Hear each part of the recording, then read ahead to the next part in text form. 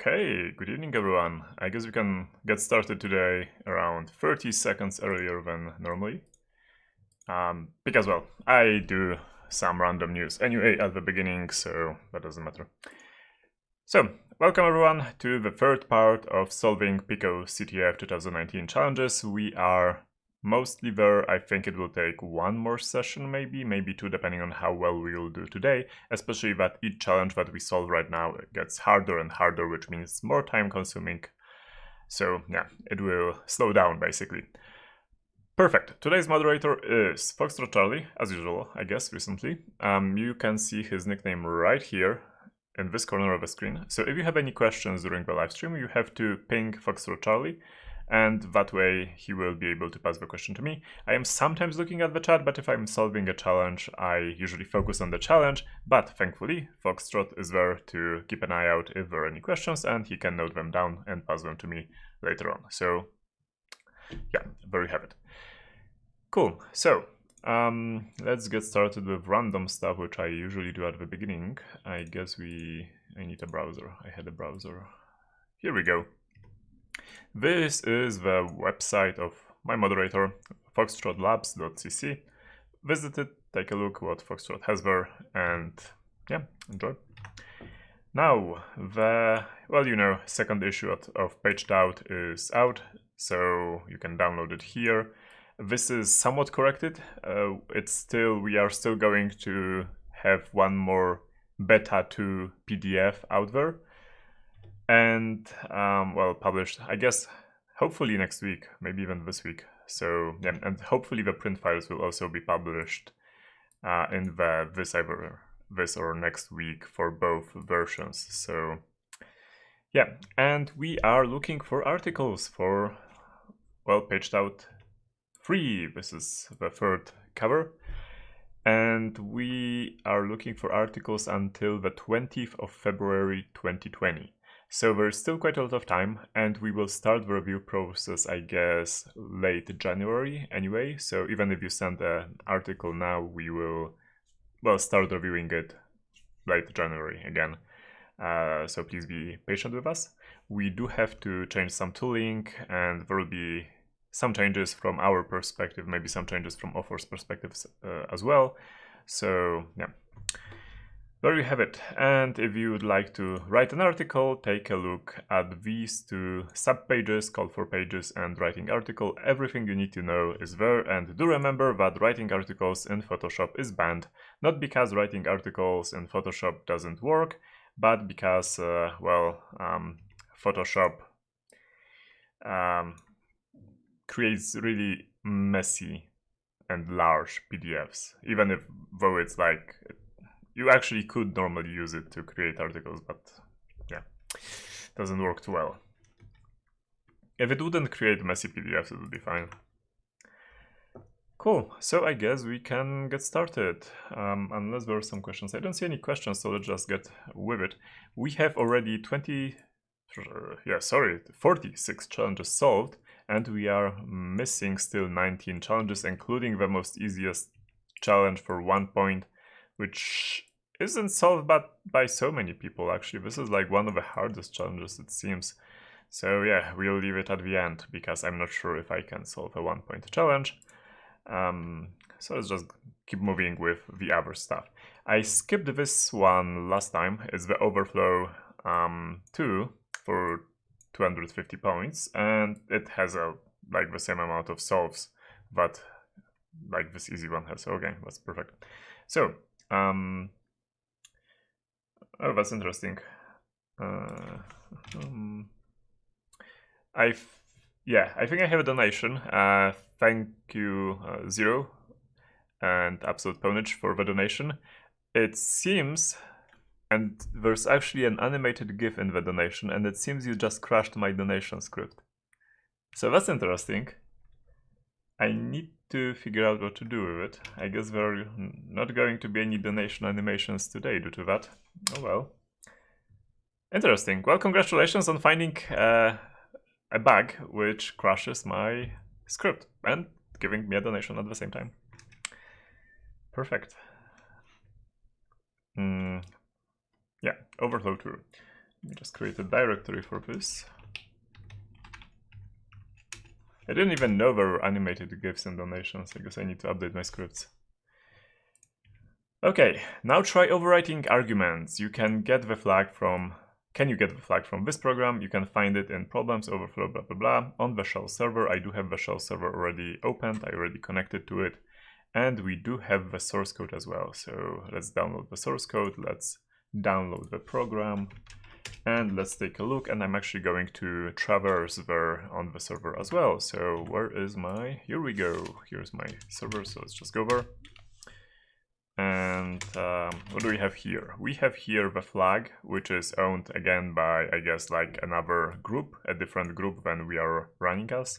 So we cannot really read it. There is no reading for our users, which means we have to actually exploit this one, which is as git binary, which means if we run it as this group, and this group has access to the flag. Therefore, if we exploit it, we can read the flag. This is the usual setup for challenges where you actually have access to it, for like basically local privilege escalation challenges. And yeah, and we also have the source code. So let's start by looking on the source code, but on the version which I've actually downloaded. I hope it is the same version. Usually you can assume it is the same version. Perfect. So what does it do? It opens the flag for reading. When it says flag file missing, then it reads the flag to a buffer. It checks if the first argument is deadbeef. It checks if the second argument is code dude or something like that. And then it does a print of buffer, which means it prints the flag. So, and this is a flag function. So these are arguments not of a program, but arguments of a function. Then we have a typical vulnerability function for buffer overflows. We have a buffer of a certain size. We do gets on it. So again, only this character is not allowed. You can do null bytes without any problems. And we also get an output to basically verify that the shellcode which we send was correctly received. And the important part here is this character. This is basically made by the organizers to make it easy for us, so we can spot that some characters are actually disallowed. By the way, on Windows, there would be more characters which are disallowed. For example, there is like Control-D character, which ends with a text stream on Windows, and that would also be disallowed on Windows. Now, this thing here is also to ease up, make it easier for us. It's like, from the CTF offers to us to make it slightly easier to have everything which is written out to the standard output to get outputted immediately, not buffered, so we do not lose any output, even if the program crashes, like if there's some data and if there would be some data in the buffer, which will not be the case here. Then we have, we basically get the group set as the effective group, and no, we get the effective group and we just like reset it, whatever. Doesn't matter. We basically run the program as this group. That's the important thing here. And then we enter our string and we call it. So now the question is, the flag function is never called. And when making such a challenge, what you need to be afraid of is whether the compiler will just decide, hey, well, this function is never called, therefore I can just remove it. This is called dead code elimination, and it might happen.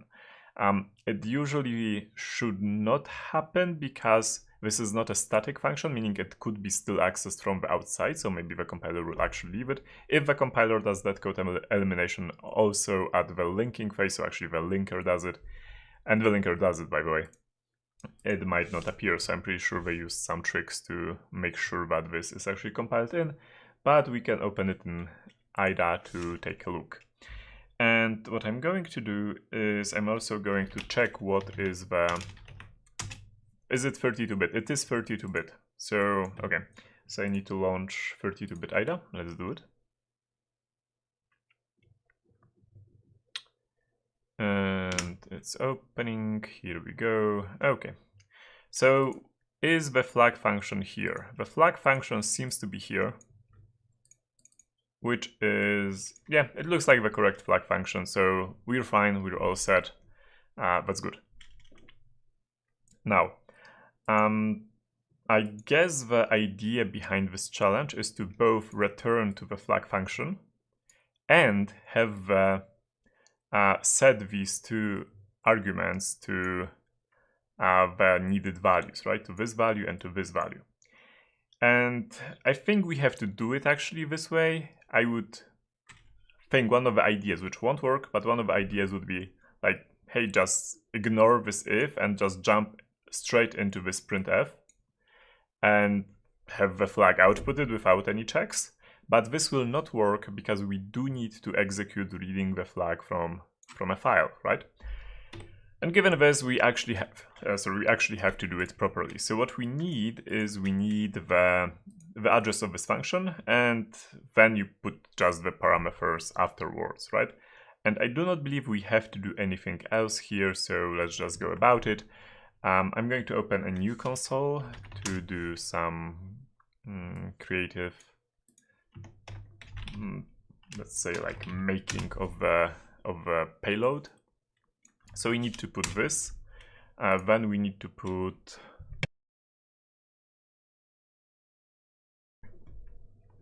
these two values, right? We saw them in the source code as well, so it would be these two values. This has to be in the argument 1. It will be on the stack right after the return address. So first the return address, where we want to jump, and then we will need something more, because it will be like this. There will be a return in the vuln function here. There is no return here, but I mean explicitly, but implicitly there is a return that doesn't return anything there, but it will still eat up this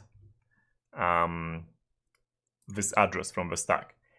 Yet the function actually expects the arguments to be offset by one stack item, because there is the return address there. So we need to put like some garbage. It doesn't matter what it is. It just like pretends to be a return address, a valid return address. And then we need to put this argument, and then we need to put another argument. And yeah, that's basically it. So now let's just change this to like something which we can pass to, I don't know, bash or whatever. So that would be echo -e, E for escaping. Let's use this. And now we actually need to, well, we need to write it a little ending, right? So I'm going to write it from the end. E6, 85, 04, 08, then doesn't matter, like really doesn't matter, 41, 41, 41, 41. Then again from the end, EF, BE, AD, DE, and then from the end this one, OD, DO, DE, and CO. Okay, now that we have this, we have to add, an escape sequence every 2 characters.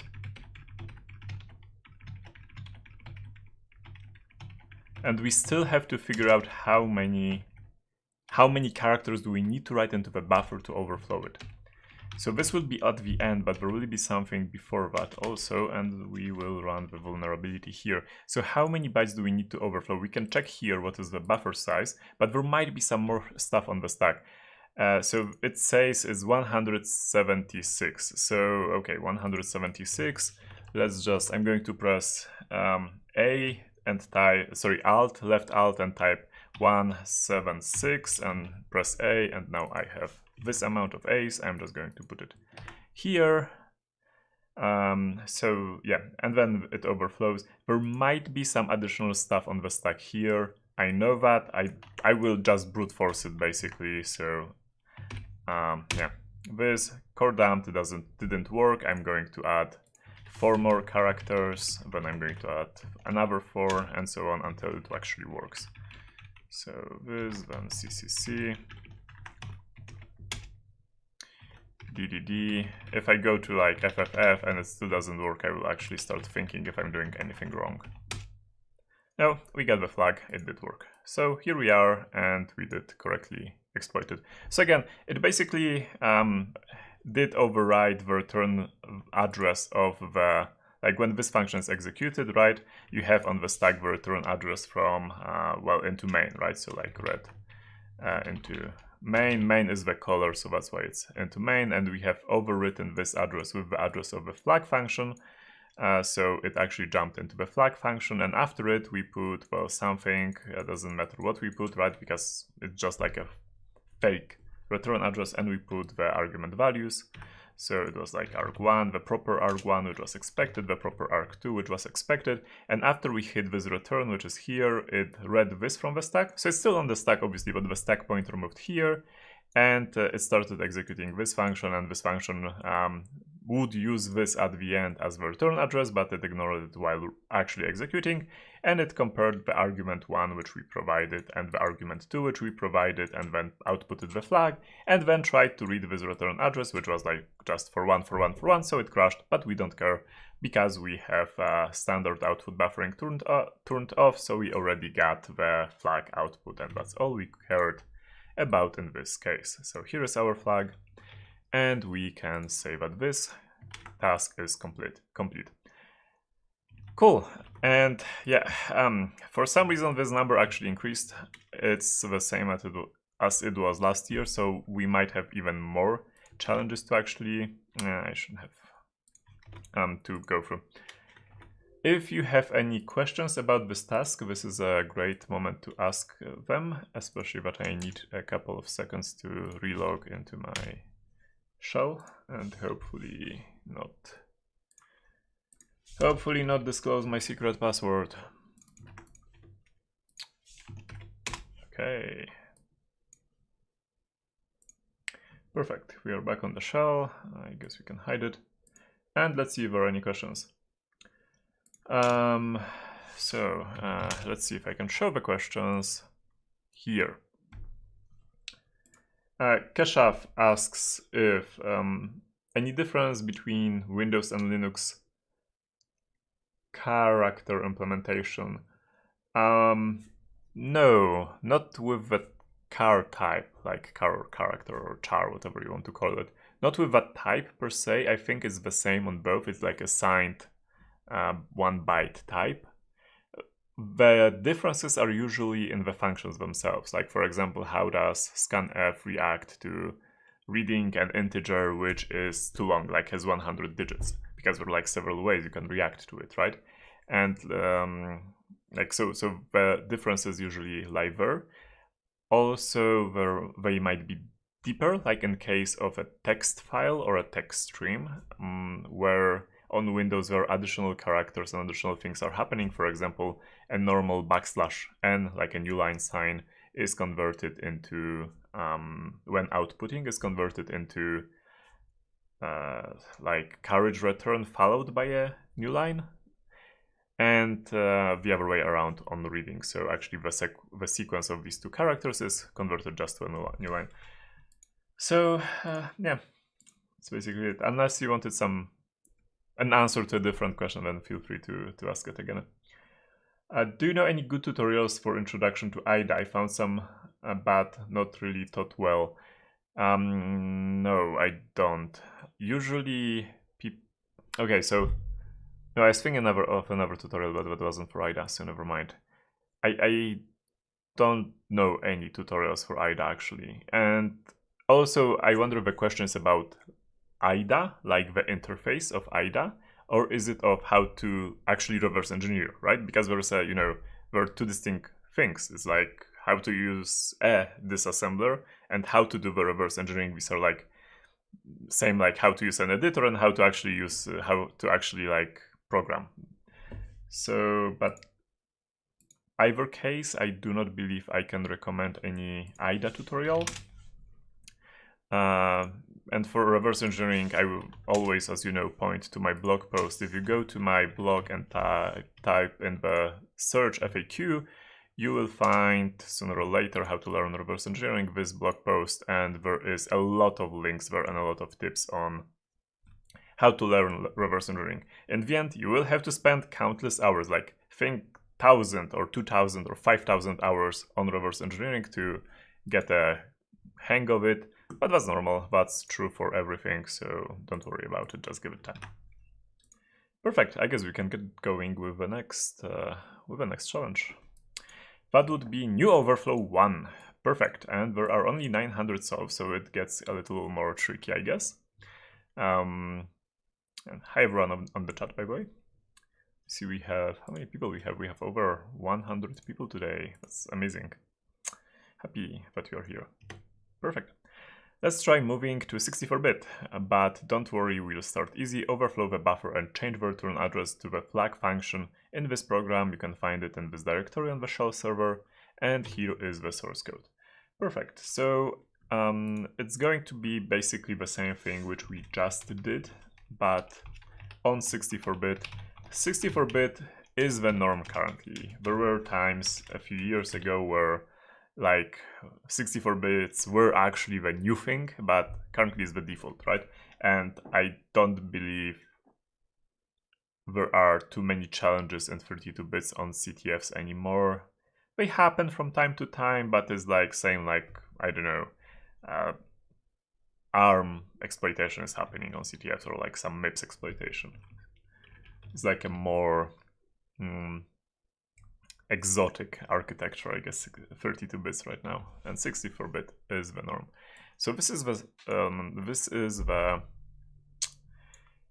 source code. Okay, so what's the difference between 32-bit and 64-bit for exploitation for our purposes?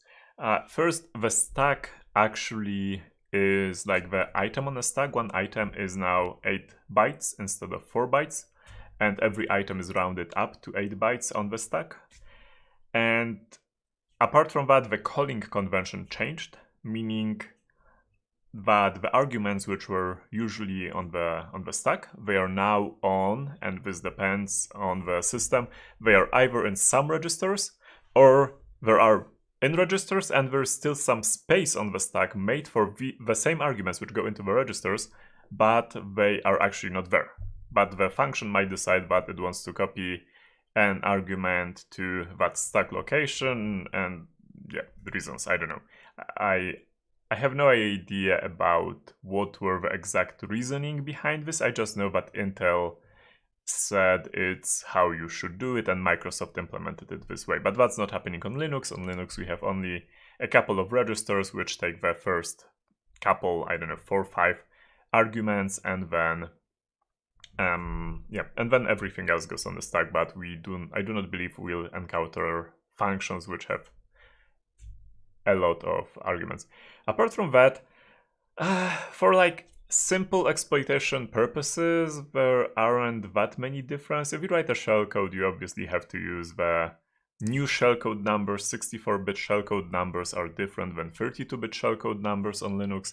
I don't know why, but it's like that. And yeah, like the calling convention I mentioned. And then there are the obvious differences in assembly language, in the registers, and how which instructions are available. There are some new instructions, some instructions were removed, and you can now operate on 64-bit registers. So the bottom line is there aren't that many changes, and I will be doing almost exactly the same thing. Perfect. So the flag size is 64, the buffer size is also 64, and we have this, we have the same thing basically, like exactly the same thing we had in the previous challenge, so I'm not going to go through it. When we are calling this, we are overwriting the buffer on the stack. Gets does not do any boundary checking. We overwrite the return address. The implicit return is here, and we just, well, it's pretty obvious the ASLR is disabled, so we just can read the address of the flag function from IDA, and that way we will know where to jump. And to read it in IDA, I need to launch IDA, and I need to check the address. I do not have to do it in IDA, by the way. I could use like object dump or whatever. So let's do that. Let's not launch IDA this time. Let's go with object dump. So I'm going to open a new console, and I'm going to do object dump and dash A, and let's see what happens. And okay, dash A wasn't what I wanted. Was it dash X? Yeah, I think it was dash X. Dash X is supposed to print, I think, everything which it knows about the binary without the actual disassembly. We do not care about the disassembly, we care about this. And these are the symbols. The symbols might not be there, but in this case they are there. And it tells us where the function flag, on what address is it located. As you can see, the address is now 8 bytes instead of like 64 bits instead of 4 bytes. So it's slightly longer, but that's fine. And I'm going to open a notepad as well. And yeah, let's just make another exploit. We have to only call this flag because the flag is then outputted. We do not have to get a shell. So that's super easy. We again have to write this from the back because it's little endian, meaning the least significant part of a number goes first. Okay, so this is 40, right? 40, and then zeros just to fill up to the 8 bytes. It doesn't. We could probably skip. Yeah, we could skip the last one because gets will insert a 0 at the end anyway, but whatever, doesn't matter. So we have this, we can do this again. Okay, and we can again just brute force how many characters how many items on the stack we actually have to put before it. So I have 63, 64, okay, 64 A's, which is again the buffer size, that's why I get 64. Now the buffer will be on the stack, this will be the buffer, right, 64 characters.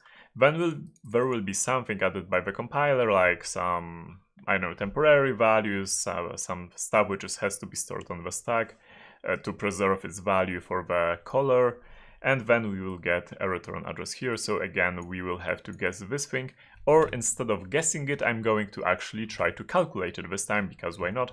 And I'm going to use again object dump. I'm going to go with -d, which disassembles functions, and we have to find the flag function, and we have to calculate basically what is put on the stack before the actual buffer.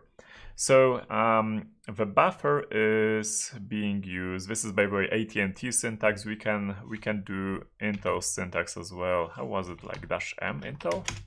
Yeah, -m Intel. Okay, perfect. So now it's a little bit more readable for me. I do prefer Intel syntax. I do not mind AT&T syntax, but Intel is my default one. So that was -M Intel, by the way. Okay, so where is the actual buffer? Maybe, I don't know, printed out? It's printed out here, so RBP -50. Now RBP, what is RBP set to? RBP is set to, we enter the function, we push RBP on the stack, so we have the function, and we have the return address here, right? So this is the return address. Now the RBP is pushed on the stack, so the RBP is going to be here, and the stack pointer is going to point here, and the stack pointer value is actually being put into the RBP register, so we know that the RBP register points to the copy, the preserved value of RBP, which is a standard thing to do. So we know that between the return address and between the, and then the buffer is here, is allocated here, OX50 is more than, we see in the code 64, right? 64 is actually OX40, so 40 hexadecimal. Here we have 50, which is 80 decimal. So we know there will be 16 more bytes here, which are not part of the buffer. And then we have the actual buffer will be here. Here we will have the buffer. Yeah, so if we are counting from the buffer, we have to go through the buffer, that's 64 characters. Then we have to add the 16 characters which the compiler added for whatever reason. I don't know why it added it here, but it felt the need. Maybe if we would read through the code, we would find it. So that's 80 bytes. And then we have another 8 bytes here, so that's 88 bytes. So, okay, let me change that 64A's here. I'm going to add, is this 8? That's 8, 8, and 8. So that's 88 characters before our actual shellcode. Oh, sorry, what happened? Yeah. And we are going to do it again the same way, echo -e, and then this thing, -e does the escaping of this, and then we are going to call the vuln thingy, the vuln challenge. So we actually have to go to the proper directory first before we can exploit it. So let me copy it. Let me go over, and now I'm pretty sure the setup is identical as in the last challenge, which is fine. So I'm again going to copy this, paste it, and it didn't work for some reason. Why didn't it work? Well, it's 88 characters. I might have been off by some. So let's again back to brute forcing. Why? Because it's quicker. So I'm going to check this. Then I'm going to put more B's here. And then I'm going to add even more, like one more thing on the stack, one more item on the stack. So this should still give me like 96-ish. Yes, this 96. So let's try it now. Still doesn't work. Okay, so this is the moment where I actually have to start thinking what I'm actually doing. First, I'm going to check whether the address which I'm overwriting the return address of is actually correct. You know what, even before I do that, I'm going to add one more value. I think I have it correct, but let's do it. No, okay, so let's remove it, and now I'm going to double check the address of the flag. So we can actually do it on the server. Maybe the server has a different version of a binary, I don't know. I hope it's not, it's usually not, but let's just check it. So let's do this, and I'm going, oh sorry, this is not going to work. I'm going to go with disassembly this time as a different method to see the address. And we have vuln, we have the flag, which is this. I'm going to copy this address. No, it's the same. So now let's see if the address, if I actually got it correctly. 67, 67, 07, 07, 40, 40, and then O's, and they should not be, it shouldn't be a problem. So I'm going to, I guess, remove this. Oh, you know what? I'm going to do one more thing. I'm going to check on the server. If on the server, what is the MD5 of, like some checksum, it doesn't matter which one, like MD5 sum of binary, and it's 3D54I. Okay, so this is there, and now let's check on my, if I actually have the same, if I'm working on the same binary. Yeah, it's the same checksum, so I can assume that I'm working on the same binary, unless somebody did some funky collision stuff here, which I do not believe would be the case. So we get back to the question, why is it not working? Please give me the flag. I'm going to look at the source code again if I'm not doing anything stupid. This is very pretty normal on CTF, so if that happens to you, do not worry about it. We have this 64 here, and what I want to do is I want to check on the server. Well, we have the same binary, so it will, okay, so it will be the same. I do not have to check it. Okay, and it goes here, so it theoretically should work. It does not work for some reason. I do not know why. Therefore, what I'm going to do is I'm going to check if I have GDB on the server. So to do that, I need a session for the server. Do I have GDB? I do have GDB, that's perfect. Therefore, I'm going to put somewhere in my, I guess, maybe, I don't know, in temp? No, in my home directory. Yes, I'm going to put here the exploit which I'm sending. In this file. Okay, here we go. And now I'm going to just do GDB. I cannot exploit this challenge from GDB because it is a sgid challenge, and if I attach a debugger to it, which might not work by the way, but if I attach a debugger to it, it will not set the effective group to, it will not get the privileges of another group, which is obviously if you think about it. Okay, and let's run it, let's redirect the output to it, and let's see where it crashes. So it crashes on, I think we are actually pretty close. It crashes on this address, and I'm actually going to Why does it crash on this address though? So let's see. It tells me that I am on. I actually did go here. So I did go to the. It says frame dummy, but I don't know why it claims that it's a frame dummy, whatever. I'm going to take a look what's on the stack. So I don't know, like 2032 maybe, and xg from the stack, that's RSP. Okay, so this is the return address which we did overwrite correctly, so we know that's on the stack. Then we have these two addresses, and it tries to do something with this address. So that means it probably dislikes the fact that we are like absolutely destroying the stack here, and it dislikes it for some reason. I don't know why it dislikes it, but it dislikes it. Why does it dislike it? Let's take a look at the code. Maybe that will tell us something. So we successfully jumped to the flag. So we jump here, we are here, and then it, for some reason, goes into this other function, right? Because we are at 7E7. What is at 7E7? At 7E7, 7E7, oh, this is the return address from this. So, you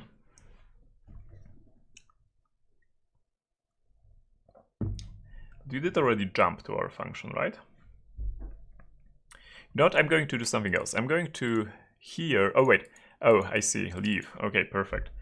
Leave might do something stupid to our stack, which we would absolutely don't want to happen to our stack. So what leave does, let me actually... It's basically the opposite, sorry, of putting on the stack the past RBP. It basically gets the past RBP, but we have overwritten the past RBP, which means, yeah, it basically does this. So operand size, but we have a larger operand size. Okay, let's look for leave on x64.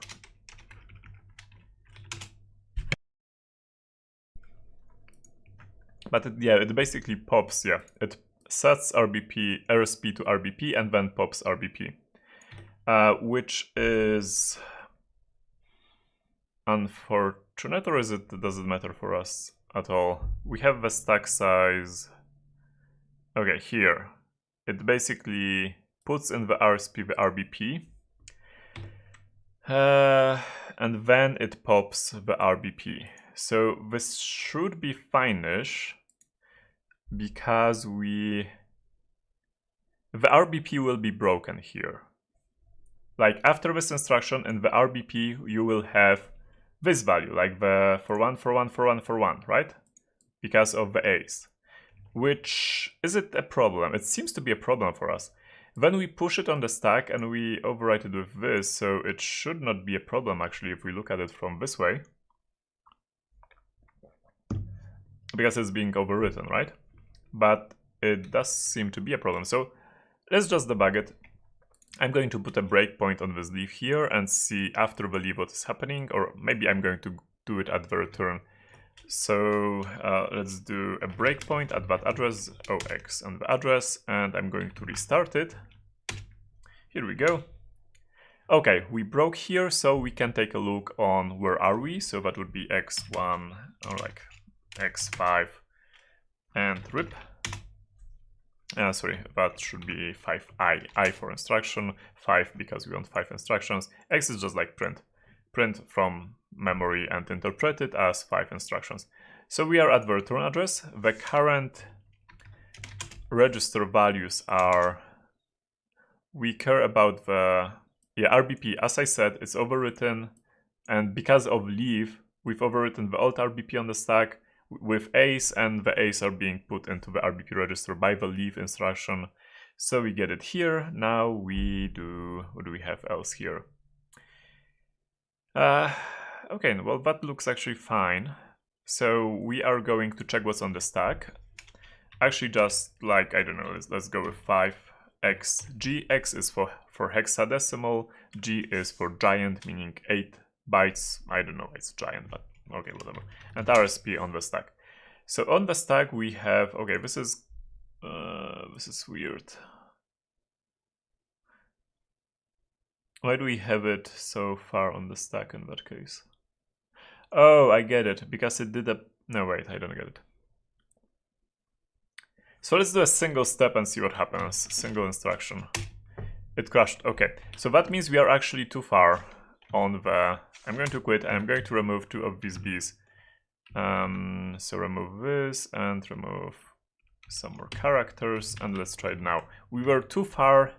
Our return address was too far for some reason. I don't know why, but for some reason it was too far. So if this would be a CTF, I do not care about the reason. What I care about is the flag. So I'm going to try to exploit it because it would be faster in this way. Boom. And we still do not have a flag. So we are continuing to try to figure out what is going on. I'm going to put the new version in that case in, again, the same file. So that would be ASDF, and then I'm going to run GDB again. GDB vuln, and then I'm going to do like run it with the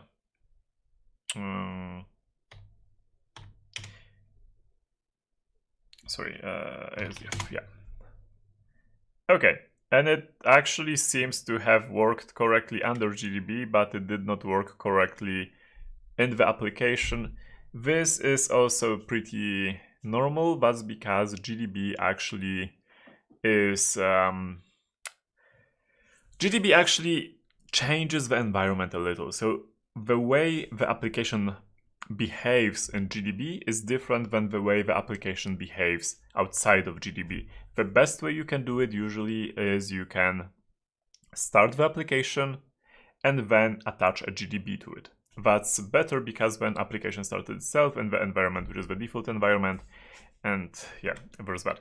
So instead of debugging it there, I'm going to try if I can run it locally. I can run something locally, and let's say if I can exploit it locally using this, for example. And it says, yeah, so it works locally, it works in the debugger, it does not work on the shell. Let's try it again. Did I do something wrong? It actually, oh wait, that's not the exploit.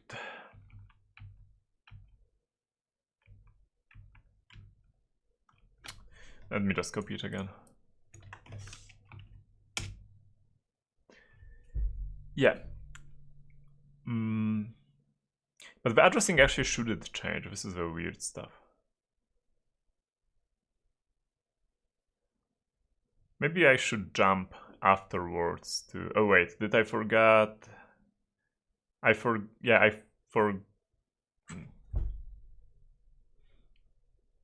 Maybe I am one off.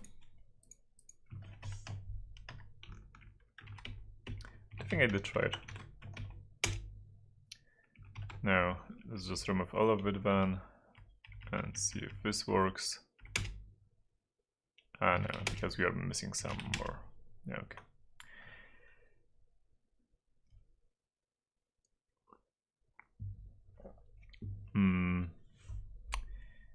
Cool. So, okay, well, back to debugging, right? There isn't too many things you could do here. Let's see the code, and let's see this. Is this the same as it should be? It looks the same. No buffer, 0 for standard output, which means this should actually work correctly. So another thing we can do, we can just go for like full-blown exploitation, right? And don't just care about overwriting the flag, like jumping to flag, instead actually go through all the steps. So what I am going to do now is I am going to try to find EBFE in the binary and then figure out where exactly is the return address. And to do that, I'm going to open it in some form of a hex editor. I'm going to use, I guess, Hex Workshop. And I'm going to look for EBFE. EBFE, if you don't know, it's one of the few instructions in machine code which you should remember. It's an infinite loop. So let's look for it. And we did not find any EBFE. This is pretty unfortunate. I wanted to find something with a side effect, basically. A side effect meaning that I want to know that it's actually happening. So instead of it, I'm going to jump here to this puts maybe and see if I control the return address correctly, then if I jump to puts, the message should be displayed again. And we can do that. This is like using such things which like instructions or pieces of code which result we can actually look at. It's a pretty standard thing for it's a pretty standard thing when debugging the exploit. And I might be doing some stupid mistake, but I guess like a debugging session doesn't hurt. So where is this puts actually being used? It's being used in the main, and here we call puts, so it's going to here. Now here we do, oh, perfect. Yeah, so we are just going to jump here. This is the address of the string is actually rip relative, which means, yeah, that's going to work fine. So I'm going to jump there. Let me write it from the end. That will be 34, 08, 40. Okay, and then zeros, right? So the same amount of zeros.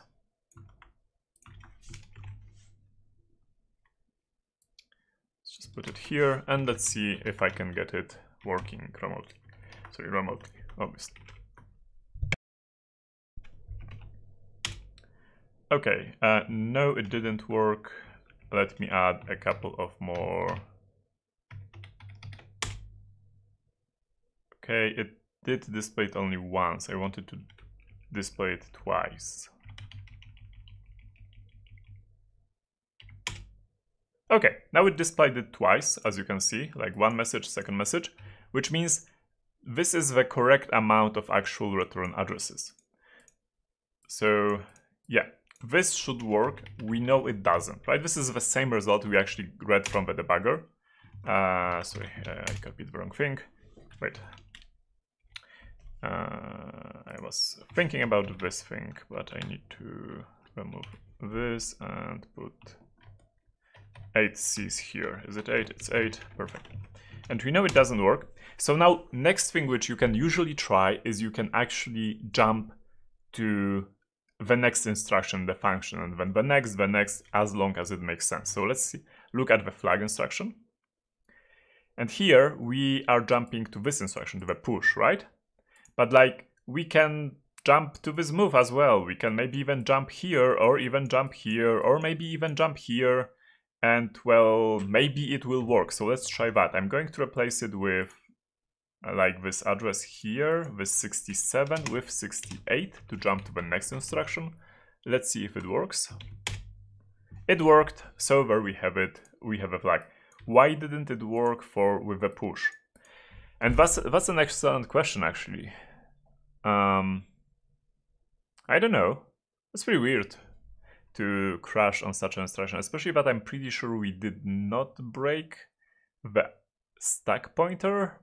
But whatever, we got the flag, and the steps which I went through, these are like pretty standard when debugging exploits. So like, yeah, if you ever get stuck, try to basically go with the same stuff. And we got another challenge solved. Are there any questions to this challenge or something related? I'm going to take a look at the challenges. Okay, do not close this window. Perfect. Yeah, we can. Okay, cool. So yeah, we can close this window. Cool. So you will see the questions here, like in this bar at the bottom of the screen, which you see. Marek writes, could you show how to exploit global buffer overflow? That's an interesting topic. Yeah, it's pretty opportunistic in all honesty, as in you actually need to, like, there is no single technique to do it. You need to check what do you have in the global memory after your variable, after your buffer. And it highly depends what do you have there, whether you can exploit it. If you'd have, I don't know, a buffer overflow or in like libc, then maybe you will find some function pointers somewhere in the global memory after a buffer, which would, I don't know, but again, this like requires a backend libc itself, right? And maybe there would be some function pointers, and you can overwrite a function pointer and therefore get RIP control. So what you are actually aiming at in that case is like same with heap exploitation, basically, which means you are looking for either a write what where condition, meaning you can overwrite some address and then control a value which is written to that address, and therefore like overwrite some function pointer and get RIP this way, or a different way which allows you to control the RIP, like get the CPU to execute code which you pointed at. It doesn't have to be your code, but a code which you pointed at. That's the important thing here, because that usually is just one step from your code or from doing your bidding using like return-oriented programming or something like that. So yeah, that's basically it. It's like you have to use normal exploitation techniques. There is no one good way to do global buffer exploitations, basically. Like global buffer overflow, global buffer overflow exploitations, whatever. Okay, time effects, right. So I'm looking into starting CTF, but I don't actually know exactly where I should start. Do you have any good websites or blogs where I can learn CTF from the ground up? Yeah, good question. I don't actually. It's basically like this. You need to know some programming, because like in CTFs without programming, you will not get above challenges for like 100 points maybe. And then when you know some programming, you need to know some of everything. Just go and read some write-ups and then start with, for example, picoCTF, and try to solve each and every challenge. For example, watching my previous videos, like watch how I solve them, then you solve them. Then go for previous year's picoCTFs and try on your own and learn while doing it. If you get stuck, read write-ups, and because like most of the challenges from CTFs have write-ups, so yeah, read write-ups, learn new things, and then progress, as in like put the write-ups away and do more of the stuff your own and more of the research into the problems on your own, and then only look at write-ups when you get really stuck, and then start playing real CTFs as well. So yeah, but there isn't one single site where you can just like learn CTFs, because CTFs are actually, you know, these are competitions in, let's say, like hands-on security, which means the whole security, you would have to learn everything about the whole security to like be, I don't know, great in CTFs basically. But the best way to do it, if you care mostly about CTFs, is just like start playing CTFs by starting with the simple ones and going with a write-up. Yeah, I know that's not a perfect answer, but that's the only one I have. Did you watch Mr. Robot? No, I didn't. I have it on my to-watch list, but I didn't get there yet. Like, it's recommended to me by many people, so I need to watch it someday. You should know the server is running Ubuntu 18.04. It's relevant for this challenge. Okay. Is there a specific reason why was it relevant? Oh, I think Daniel writes on the chat. Because Ubuntu 18.04 handles memory, there's some problems with memory alignment. If you put red gadget before the flag address, then it will work. Okay, so there were some alignment problems, it seems. And we bypassed it in a weird way. I wonder what were the alignment problems. Maybe the stack was misaligned for some reason. Matthias writes, would you approach more advanced challenges the same way, like building the command in the editor, or what would you do differently? No, I would use something like pwn tools, or my own version of it, which I actually use, to write it there. I would try, so, and this is my personal approach, I know that other people do it differently. I would try to have automated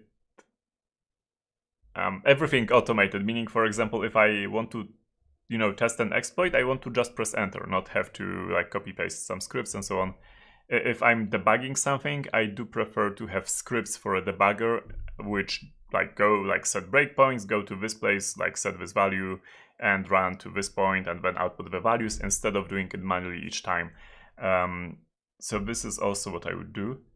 And I also would try, well, as I tried here, right? You saw me actually testing the challenge on the server, not locally. I do prefer testing even remote exploitation challenges remotely, using like side channels, which I mentioned, like for example, EBFE, to see if I have correct control of our IP address, right? Because that way I do not get into problems with exploit works locally, but it does not work remotely. That's a super typical problem. That's really the norm, because usually there's a discrepancy between, like a difference between the local server and the remote server, like your server, your computer, and the challenge server. So that's why I prefer to do it remotely, immediately, if possible. Unless the challenge is like super hard for some reason, super convoluted, then I actually do set up local debugging. It's not a great way to do it if you are beginning with exploitation. If you are beginning with exploitation, use the debugger as much as possible to see what is going on. You need to see what is going on in the challenge, what you are overwriting in memory, what is the memory layout. I have this in my head basically. After like, doing this for years, I can just look at the code and I say, okay, this is the memory layout, this will be here, that will be there. And therefore, I do not have a need to look at it in a debugger, because I will know with certain probability what will be the layout. If I get stuck on details, then maybe I will look on the debugger like I did today. But yeah, but do not try to mimic me here. Actually do use a debugger and see what is going on. That will be way better when you're learning. Cool. Okay, yeah, Daniel has written that my solution was 99% correct, or correct in 99% of cases, but here it didn't work due to technicality. Yeah, that's interesting, but it didn't work. Keshaw writes, in case of passing arguments to functions on 64 bits and shell coding, is shell coding and ROP the only option? Basically, unless there is some really weird thing going on, yes. It's like this. You might be by accident able to control some registers due to the code which exists in the challenge. Like for example, I don't know, just before the return address which you overwrite, there are some pops into registers that, like from the values which you control, into the registers which you want for some reason. That happens, not frequently, but that happens. Actually, it's good to check when the function is returning which registers contain values which you might control. And so that's one, and that's usually not the case, and return-oriented programming is usually the answer to actually get the arguments into the proper registers. Return-oriented programming is needed here to basically get the value from the stack and put it in a proper register. On 64-bit, that's the norm. There aren't really ways around it, so that's pretty normal. Okay, cool. I don't think there are any other questions. Again, if you have questions, you have to ping Foxtrot Charlie. Like write at Foxtrot Charlie on YouTube or on Discord, or Foxtrot Charlie to pass the question to him, and he will be able to pass it to me. If you do not do that, I might not notice your question because I'm not looking at the chat too much. So again, if you have questions, write to Foxtrot Charlie and he will pass the question and I will answer it. But I do see that some of you did not do that.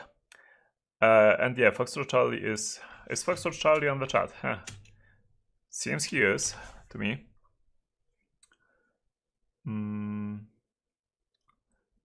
Okay.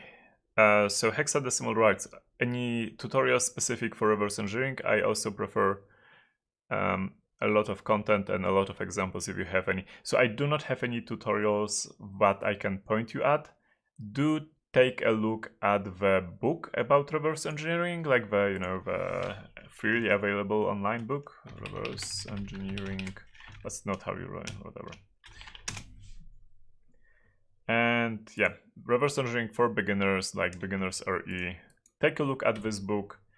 It's available in several languages, there are a lot of pages, and it has a lot of content. Apart from that, I do not know anything. Yeah, sorry, I know I always struggle with questions like, what is the best tutorial for X? That's because if I don't know X, I have no idea, and if I know X, I've learned it so many years ago that tutorials are outdated, and I do not use really tutorials to learn nowadays. So yeah, sorry, I know I am not helpful. Apologies. Cool.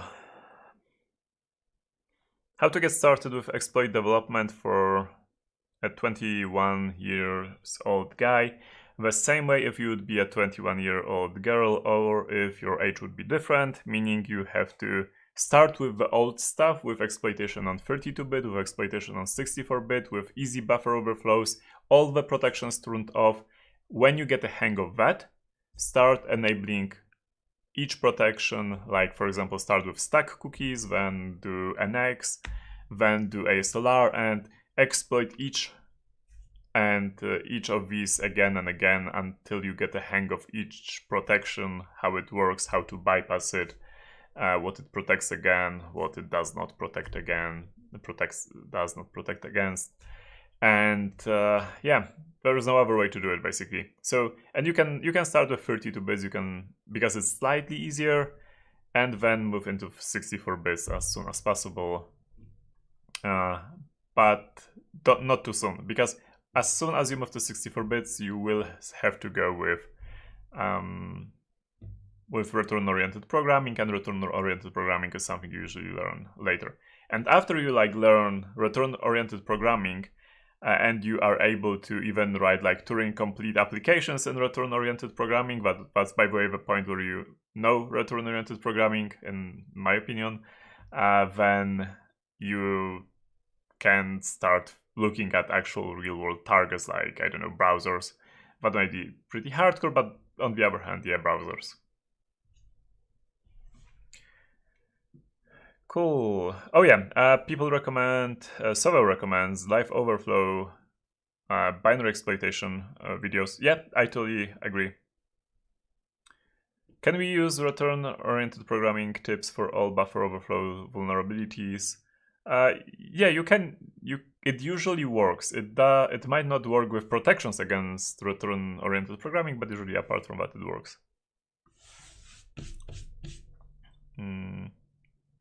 Okay, cool. So, next challenge. I'm actually going to skip this one because I would like to look at something which is not binary exploitation. We'll get back to binary exploitation soon enough. So let's do this forensics one, we can do the reverse engineering one, and maybe the web exploitation one, and then we will go back to binary exploitation.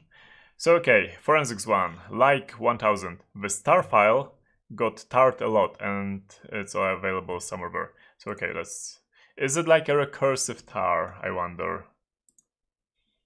Okay, so there is a 10 megabyte tar file.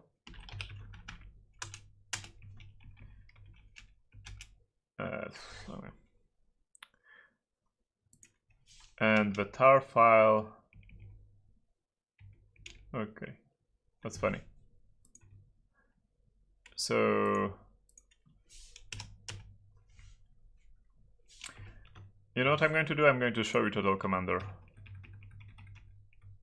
Something I rarely do, but I do have it running all the time. So let me close all the tabs. Okay, here we go. So this is the downloaded file. And we have to just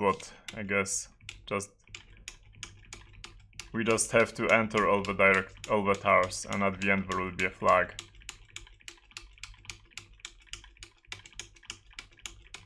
Yeah, this is not a proper way to do it, by the way. So you're not going to do it in the end this way. Now, the proper way to do it would be to... Okay, now I have to actually leave that directory. Okay. The proper way to do it will be running 7-zip, because I'm pretty sure 7-zip has actually a recursive, what's it called? Extraction mode. Let's call it recursive extraction mode. So I'm going to increase the font slightly so you can, oh yeah, that's too much. Okay, here we go. And I have 7-zip and dbin 7-zip, something like that. And like, I don't know, beer, all the executable files. Which one is like, I don't know which one is command line. Is this one command line? Oh, yeah, it's perfect. Let's, yeah. Okay, here we go. And then, yeah. So this has recurse subdirectory. That's not what I meant. I want to extract files from archive without using directory names. This is what I want to do. And then I want to do it recursively. There was a parameter for that.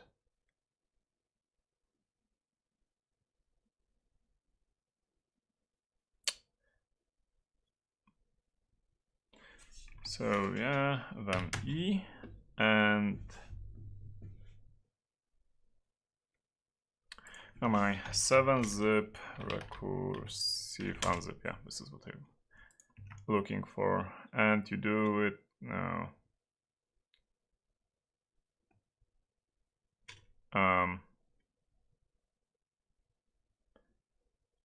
Extract all files from your current base folder. Yeah, that sounds about right. -an disable archive name field. Okay, I have no idea what that does, so let's include it. Then -air,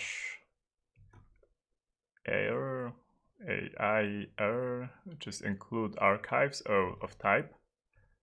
Okay, so -air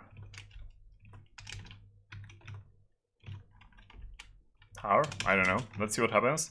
And -r, perfect. Oh yeah, let's see. It did not work because we had yeah, oops, that absolutely did not work. Do I actually have to write a script for it?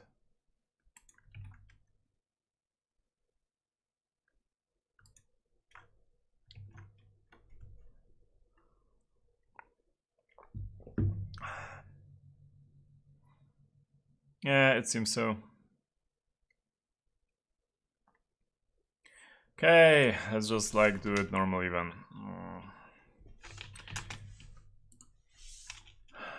I have no idea what the filter is about. So how are we going to go about it? I'm just going to write a Python script because otherwise I would have to think about it, and I do not care about thinking about it. User bin python import os for I in x range from 1000 to I have no idea, let's assume 0. We do os system tar -set f extract verbose file, okay, and then the name, which is tar. And yeah, so that's fine. And then we are going, oh yeah, -1 here. And then we are going to open the filter txt. I'm going to remove this v. I want to read it, well, just read it basically. So open as f, print f, read. Okay, cool. I have no idea why we have this filter there, but whatever.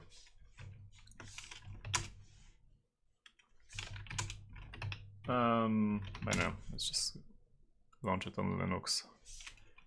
And let's do Python ASDF. And let's tee it to, I don't know.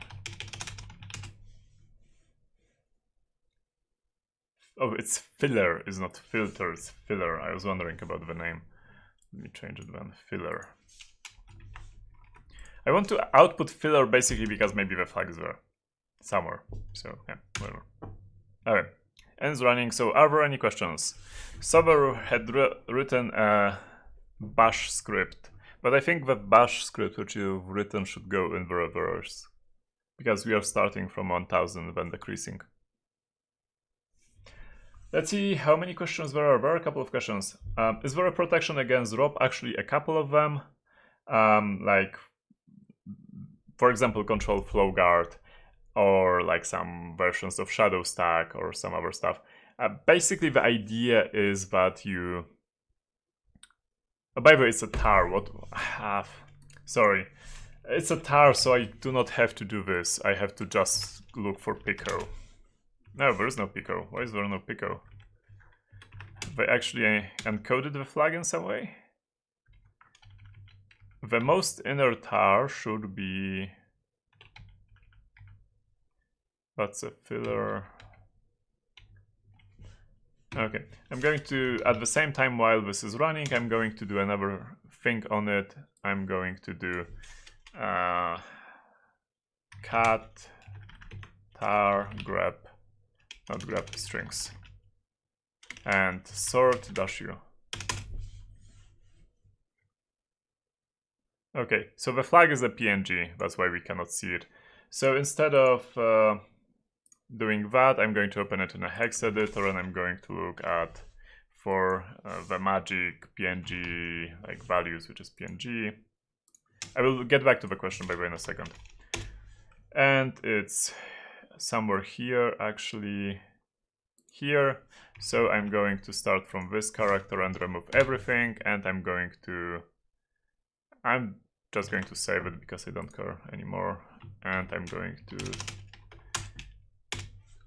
yeah, and that's it. Okay, so yeah, we do not care about it.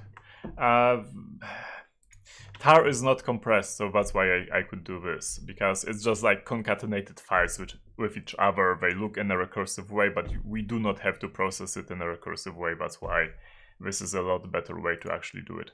Yeah, it's quite funny that I thought about it so late, but yeah, whatever. Okay, let's do it here. Let's move it somewhere here. picoCTF LOT5 OF tar5. Here we go. Okay, another task solved. Let's go back to the question. Is there a protection against... the protection. So the protections basically work this way. There are like a couple of ways it could work. It either tries to verify that the jump target is sane, because in return-oriented programming you jump into middle of functions, you jump into middle of instructions. That's not the normal way you do it, right? If you do a call or if you do a return, you usually do it like... if you do a return, there had to be a call before that return. If you do a call or like a jump to a call to a function, then you start from the beginning of a function. If you do a jump to some register, then you usually end up in a function anyway. So there are only some jump targets which are valid in a program, and therefore the protections rely on, like, they try to check at runtime if you are suddenly, like, the CPU is suddenly jumping somewhere which is not a previously known valid jump target, and if so, hey, maybe return-oriented exploitation is just in progress and we should stop. So that's basically what the protections try to do, and there are multiple ways to do it. Another way is, for example, to try to log the return address when you enter the function. You log the return address somewhere else as well, and then if you override that return address with something else, then well, it does not match the value which you saved, and therefore you can detect it that there was something went wrong.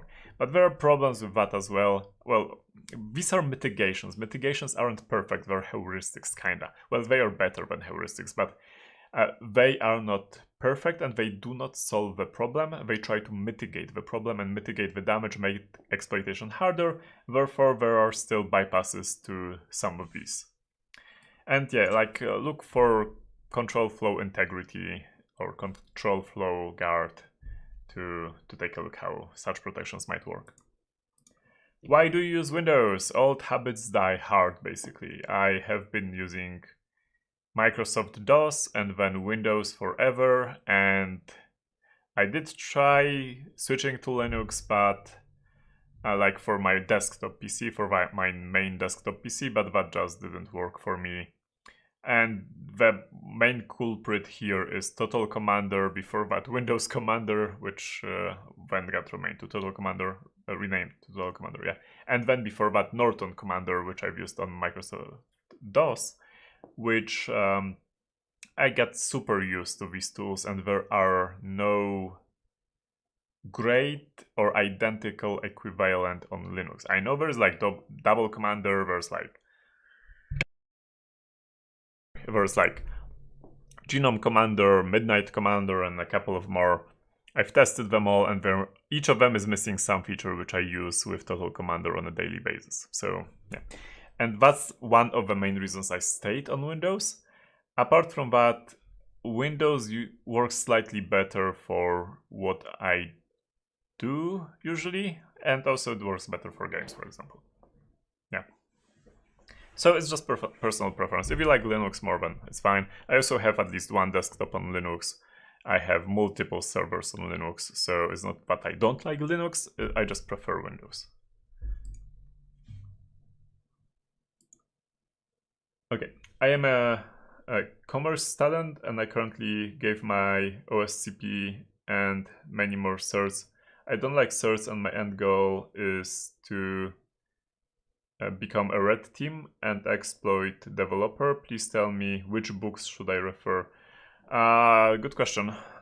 I don't know, actually. I don't know if there are any books related to exploit. Well, there are books related to exploit development. I'm not sure about red teaming. But, okay, I do not have a good answer for you. My recommendation would be to go to No Starch and take a look what they have from information security, because they have quite amazing books and really amazing offers.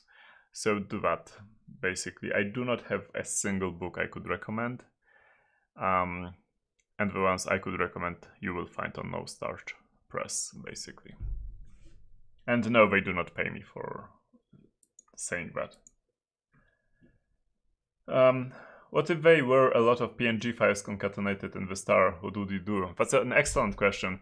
If I would find out that there are multiple PNG files, what I could do, I could probably carve them out using either binwalk or some other tool, or just like write a super stupid tool, is like 3 lines of code to carve out the PNG files and just go through them. Unless there would be like, I don't know, 1,000 of them, I just could manually go through all of them. If there would be 1,000, you can always go with an OCR, like GOCR, and then all the PNGs and see what you get. Okay, so there's this instruction on x86. It's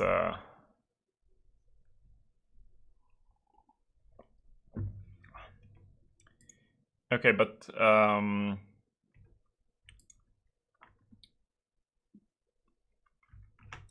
this is from Sobel, by the way. I should probably show you the questions. Here we go. Oh yeah, it's this one. Okay, I know this one. Yeah, they're like, okay, so both on x86 and the processor, there are some mitigations going in that direction. I don't think there are any CPUs available with this, by the way, yet. And also in the software itself, in the compilers, there are protections against it, which I described. So yeah, there are multiple approaches, both like software ones and hardware ones to it. But yeah, thank you for pointing it out. And yeah, if you want to read about like how this works, just like Google the control flow enforcement technology specification. It's just 400 pages, super easy to understand. So yeah, there we have it. Control flow guard seems to slow the program. Every mitigation slows the program. That's true for all mitigations. That's why it's better to use like, to not make mistakes. But no, in all honesty, yeah, it's like, it's something for something, right? In the end, it might be a business risk decision, basically, and not a security decision. Depends on your use case. Whether you want to like have your servers running 10% slower because of mitigations, but they like are more secure. They are not secure, they are more secure because again, this is a mitigation, not a like solving the problem, it's just mitigating it. Or whether you want to have faster servers but like get pwned easier. You're going to get pwned by phishing anyway, so don't worry about it. I'm sorry. Do you know the hackvent.ctf? I do not know about it. It's done by Hacking Lab. Hacking Lab, they had always, I think, a really nice set of tutorials, by the way. So you might want to take a look here as well. Yeah, I don't know, but if it's fun, then take a look. It's hackvent.hackinglab.com.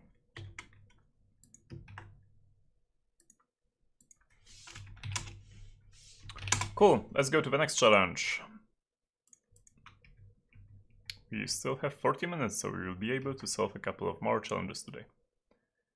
Dede to carve it. No, Dede using DD to carve stuff is like, yeah, don't. I mean, it's a great tool for if you're operating on large amounts of data. And like block devices and stuff.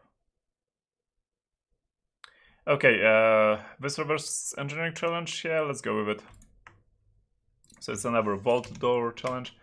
Okay, like perfect. My directory now takes for 5 gigabytes due to this tar bomb we just played with.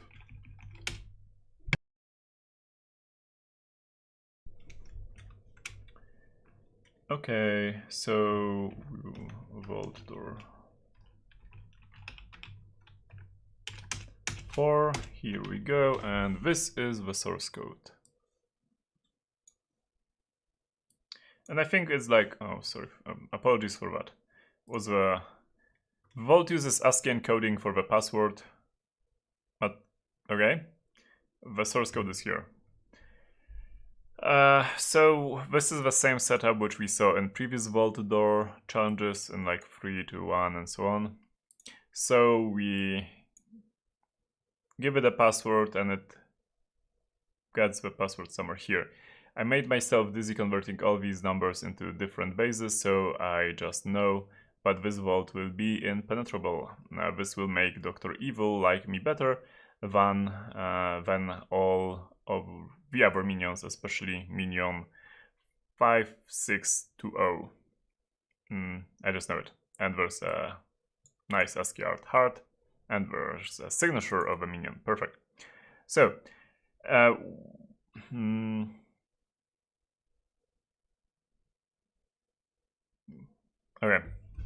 Well, okay.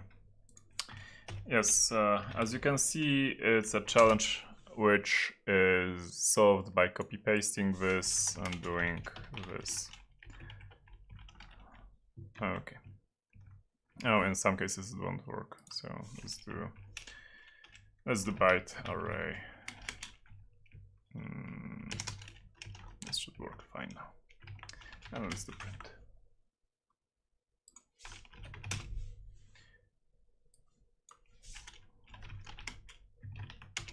Yeah, that's it. So yeah, it's a print me challenge, basically. That's fine. Okay, solved. Let's go with the next one. I mean, yeah, I don't think I have to explain here anything, right? Okay, but this is something that beginners might actually fall for. There is a difference between a value of a number and between how it's represented. These numbers are represented in decimal, these are represented in hexadecimal, these in octal, and these bytes are represented as ASCII characters, right? But it's just a representation. The value stays like, the value is like, you know, a thing which can be represented in multiple ways. And if we are able to somehow have something which just interprets this value for us and gets the representation and converts it back to a value, then we can just print it, basically. So yeah, like, I know that beginners, like super beginners, have problems with like disconnecting the representation from the actual value, from the inherent value, right?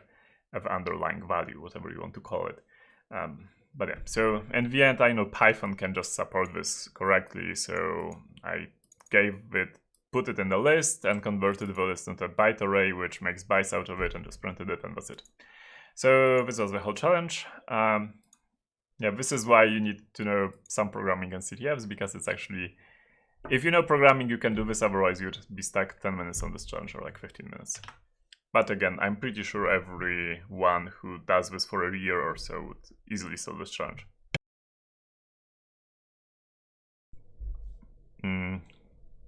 Have I been ever pwned by phishing? By phishing, no. I've been pwned by clickjacking once on Facebook for some reason. For clickjacking, like, yeah. That being said, I do know phishing is effective even against like world-class security specialists which know they will be phished. So phishing is effective. There is no ultimate protection against phishing, which, if you're like, you know, designing protections for your company, you have to take that into account. It's like, you cannot train everyone to not get phished. That is not possible. Do the trainings anyway, but design every system that assuming that somebody will get phished, and still your system must be secured. Yeah, think about it. It's a nice like thought experiment, unless you actually have to implement it. Okay, so, and I said there was another web challenge somewhere here, so let's do this Irish-Name-Repo. This website running at, do you think you can log in? Perfect, let's do it. Okay, perfect, we have people here. And we have support. Okay, and we have, oh, Jimmy McTrollface. Okay, so let's go back here and we can log in as admin. So I'm going to log in as ASDF. And I failed. Okay, but it's a login PHP. So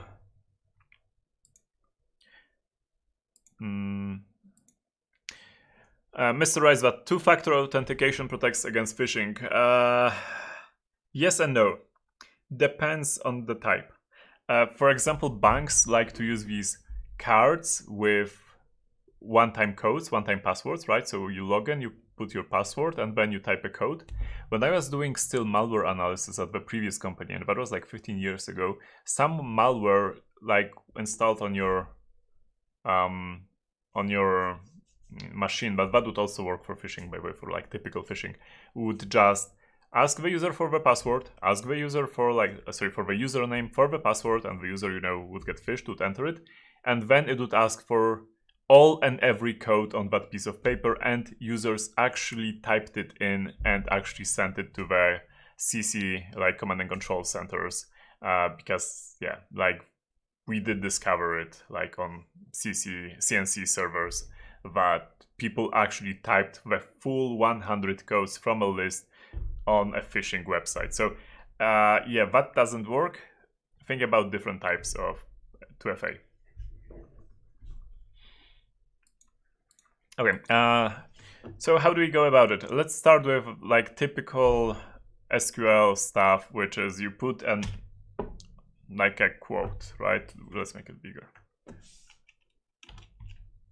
Then I'm going to put like this thing, and I don't know, and a minus, because why not? And the page is not working, which means this is probably an SQL injection. But before we get there, I'm going to take a look at the source.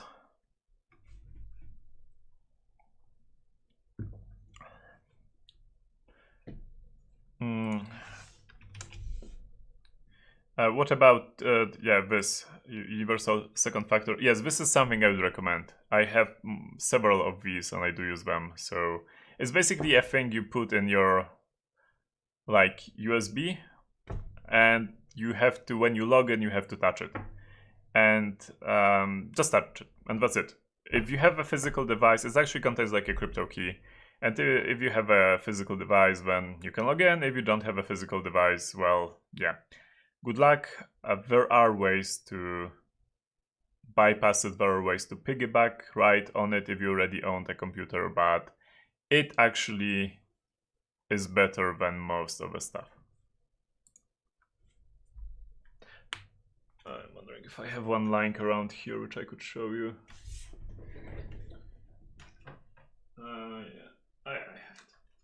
Yeah, so this is something like this.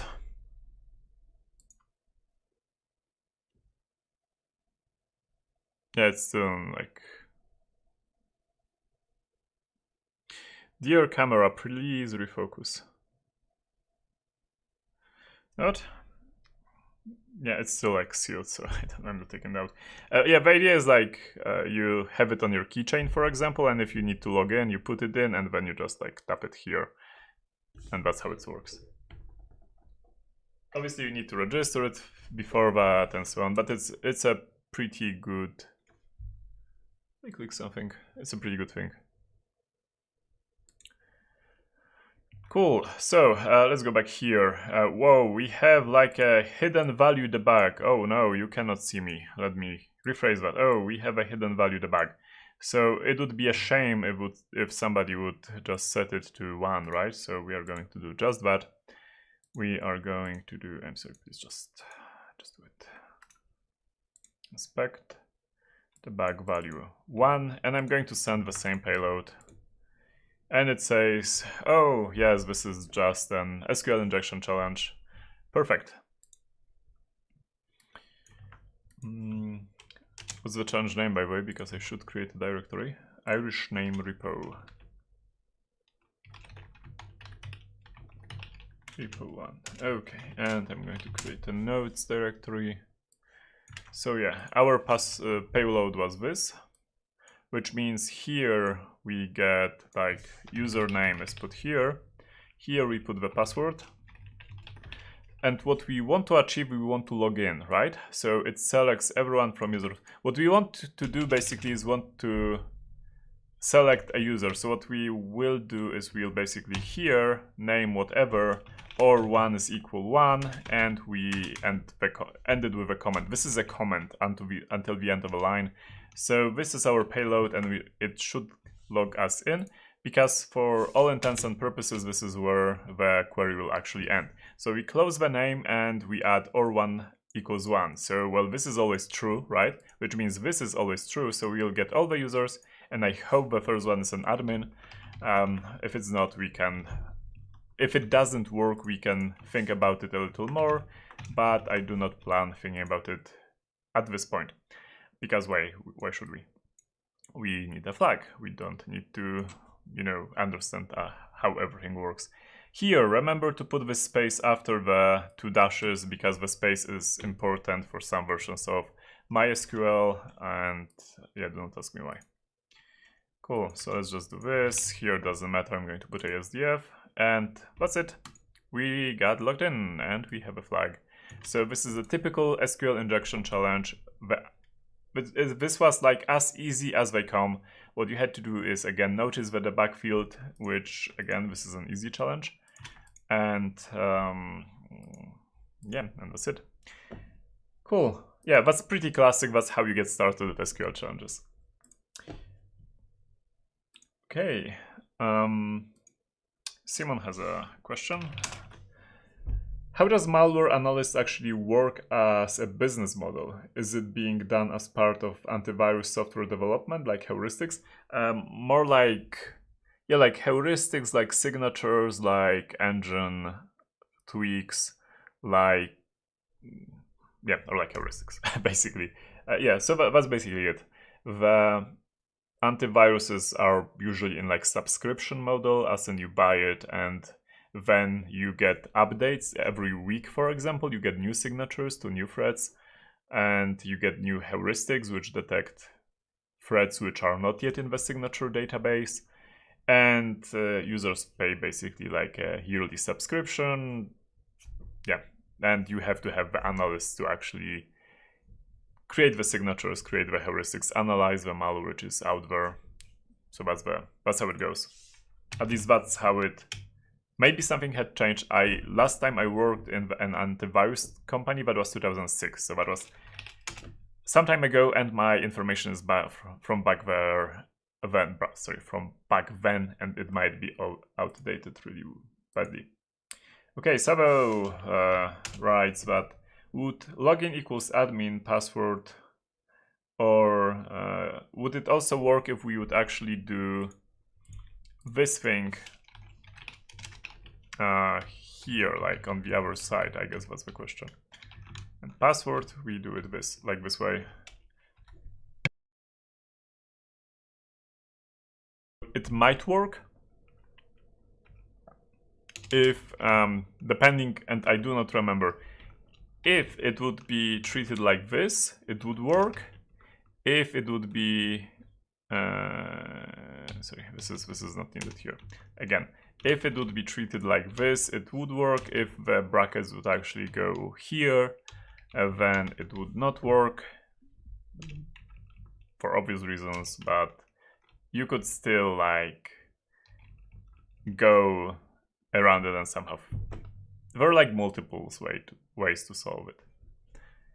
I prefer to put like it as early as possible, but again, it's like, it's not about the technique. You have to understand what the query is and how it works to try to exploit it, right? So there are some tricks in SQL, like blind SQL is a pretty cool trick, but in the end, it boils down to understanding what's actually going on.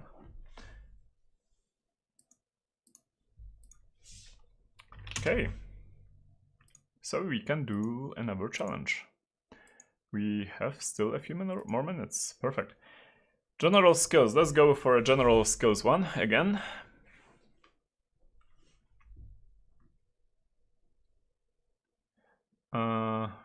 Perfect. It's called flag shop. So are we going to buy a flag? Or are we going to sell a flag?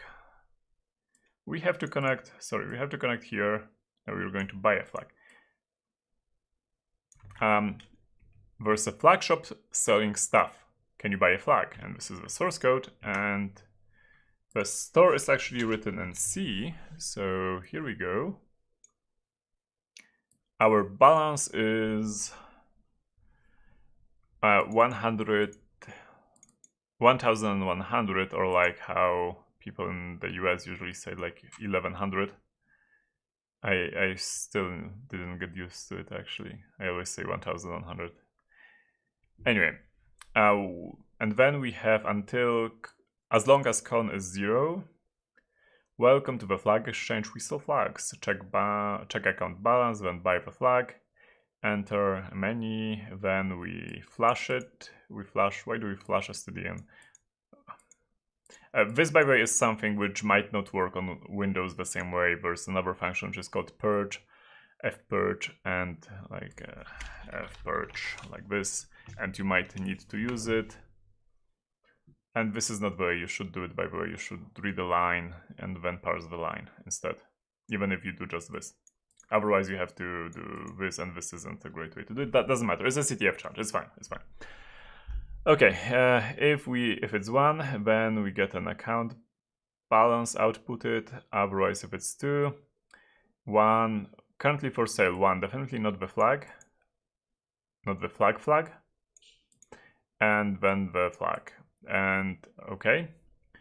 Then it checks which one is it, and if it's 2. These knockoff flags cost 900 each, and enter the desired quantity, and we enter the quantity. Okay, and then if number of flags is more than 0, then the total flags cost is this, then it's being multiplied, then it checks against our bank account balance, and it will say it actually updates our bank account balance. Otherwise it says not enough funds, and it doesn't actually do anything. And then it wants to, like the second option, it says it costs $100,000, which we do not have, and we only have 1 in stock.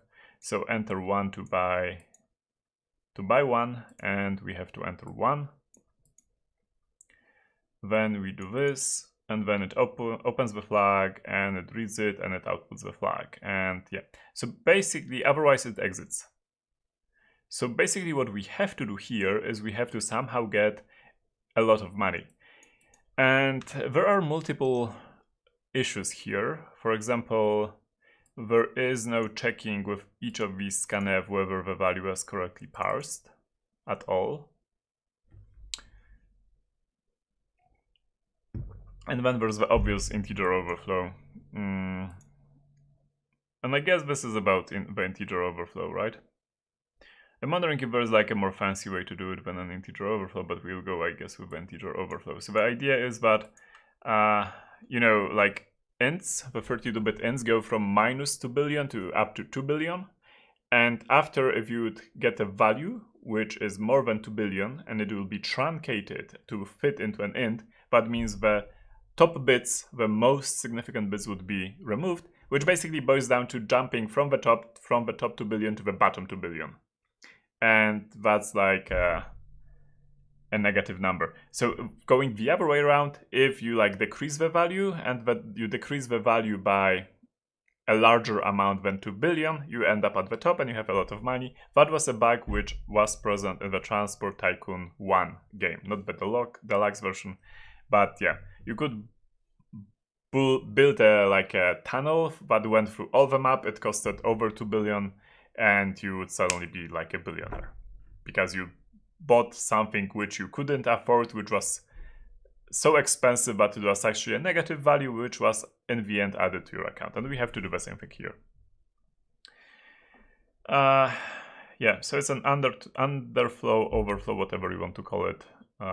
Kind of boils down to the same thing, which is a really great family of bugs, which also happen in other languages. They do not happen in Python. Python is well designed. They do not happen of PHP because PHP is stupidly designed. It doesn't happen in JavaScript because it's also stupidly designed. And it does happen in Java, for example. It does happen in ActionScript and some other languages. Yeah. So it doesn't happen in PHP because in PHP, as soon as you reach the overflow value, it changes the integer into a float. Okay. Yeah. That's a questionable idea, really questionable.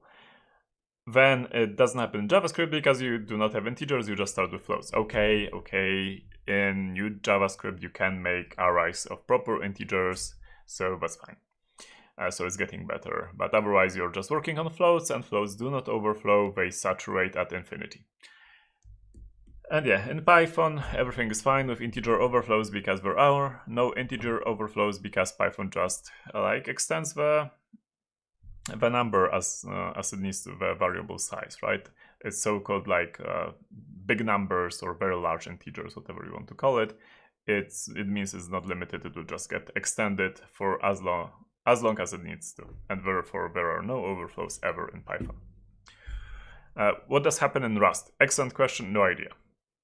I'm guessing there will be in .NET. I'm pretty sure there's a typical a typical integer overflow or underflow. And what does happen in Rust? My guess is also the same, actually. I know that languages like Ada, they will actually, if you compile it correctly, they will detect it at runtime and throw an exception, which is quite amazing. In C++, there are some libraries to do safe operations. Anyway, okay, enough chat. Let's just do it. So we control fully this number of flags. We control this 900. What we just need to do is basically to calculate the value. Now I'm going to go for this value. I think we have to just have something which is this value divided by 900, and I'm going to go for an integer division. This is the amount of flags we need. This is 2 billion. 2 billion something, 2 to the power of 31, which is around 2 billion something, blah, blah, blah, blah, blah. Doesn't matter. And this is already over the boundary. So if we put this number as the how many flags do we want to buy, it should flip just overflow it and still put it on okay, total cost will be a negative value, and therefore the negative value will be subtracted, meaning this here will becomes a plus. So yeah, we get it added to our bank account. Thank you. There are a lot of stories that some banks actually had this problem in the past. But you could basically send somebody a negative amount of money and it would be credited to your account and charge from their account. Yeah. I don't know if it's true, but in honesty, I would actually tend to believe it. Okay, so let's just connect it. We want to buy flags. We want to definitely not the flag, and we want to go with this amount which we just calculated. And it says the final cost is, yeah, like super, not enough funds. Let's just go slightly above it. I know, it's because we, yeah, that's fine. It's because, like, if we multiply this by 900, it's going to be less. Yeah, it's less, as you can see. So that's fine. We will just, like, here change this to 1, and we use this number instead. Okay, so yeah, this is why I said you don't do it like the menu, like that. Okay, by flag, not the flag, and again this number. And yeah, the final cost is this, now it overflowed, and our balance is this, perfect. So now we can buy the flag. Please give us the lead flag, which is, yeah, we want to buy 1. And we got the flag, money bags with something. So that's it. And yeah, if you actually have my book, which still is only available in Polish, sorry about that, there is a whole chapter about problems with integers. And there's another chapter with problems with floats, so take a look at chapter 4 and chapter 5. Cool, so did I submit it? Yeah, I did submit it. I did submit it, right? I think I submitted it. Okay. If not, I will have the flag on video anyway. So we can disconnect, we can close this, no, and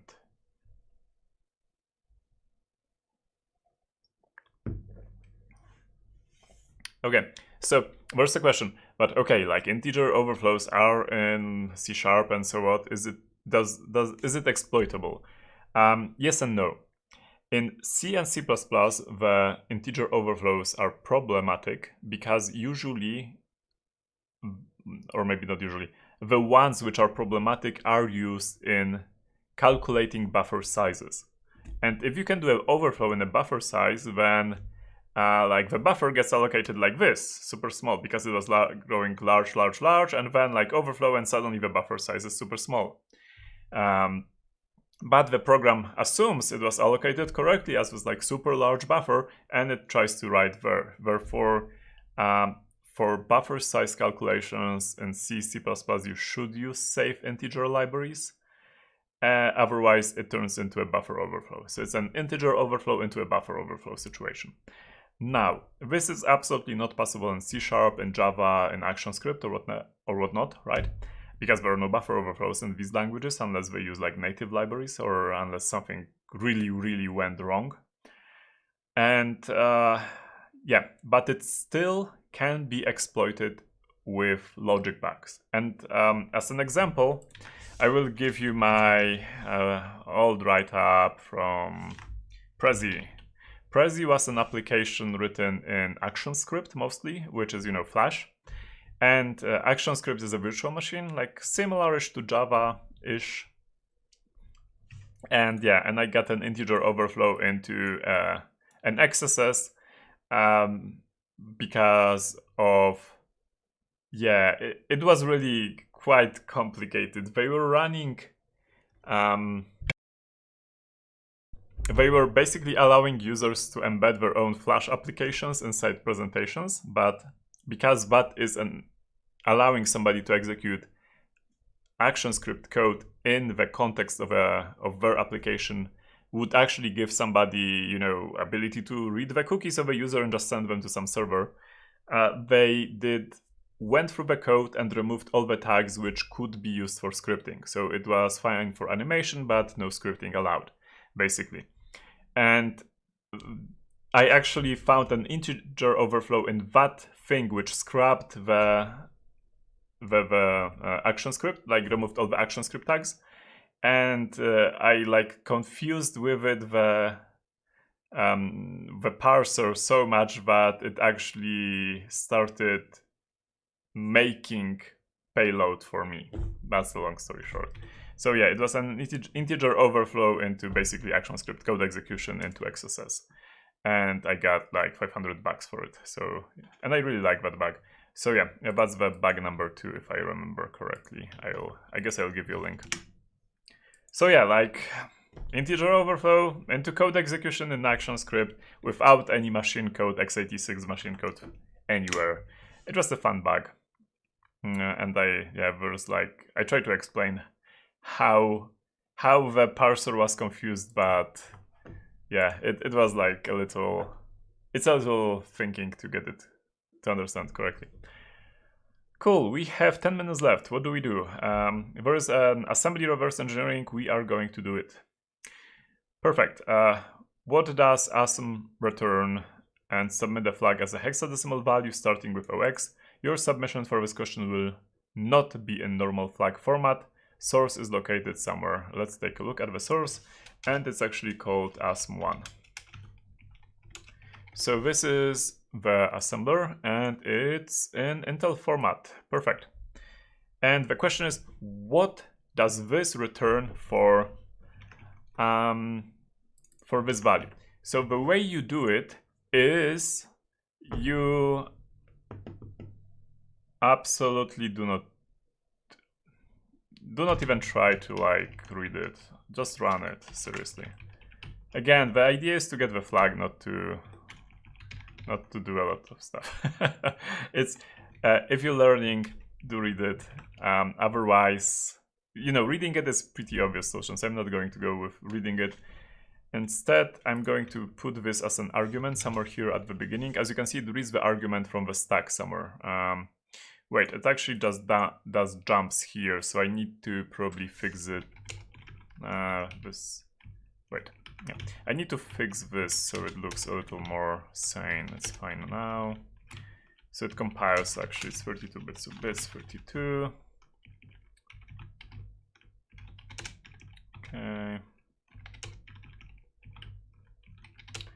Okay, that's fine. Perfect. Now, I need to put EBP plus 8, EBP plus 8. Where does it get the argument from? So as you can see, oh, here. No, this is the local variable. It just gets it from the local variable. Can we compile it? Let's see if I can compile it first. So cmd, and I'm going to compile it with nasm and test-s. It says that on line 5 we have what do you? Oh, I think it doesn't like this dword. This pointer thingy? Yeah, it doesn't like the pointer thingy. It's just like a different assembler syntax. So let's remove it. Okay, now it compiles. Cool. So now where does it read the argument from? Oh, no, sorry. I thought it was move, but it's actually okay, so it's fine. So here I'm going to push on the stack. There's a return address on the stack, so this is the return address. It's obviously fake. And then I'm going to push the value which they wanted. No, this is not the value they wanted. This is the value they wanted. I'm going to push it on the stack. And then it goes, it returns, and it crashes because this address is bogus, which is ideal for us. GDB asm loader 32. Such file or directory. Where is my which asm loader 32? I do not have asm loader 32. Do I have asm loader? I have asm loader. Is it 32-bit version? It is. Doesn't say which version it is. Okay, whatever. GDB. I need to switch to 32 bits. Let's go with this one. Okay, now GDB should be a 32-bit version, GDB. I hope it is. Sorry, GDB, and I need this. Okay, run with the test. Okay, it ran and it's zigzagged, which is fine, I believe. Did they have a ESP set to anything sign? Where did it crash?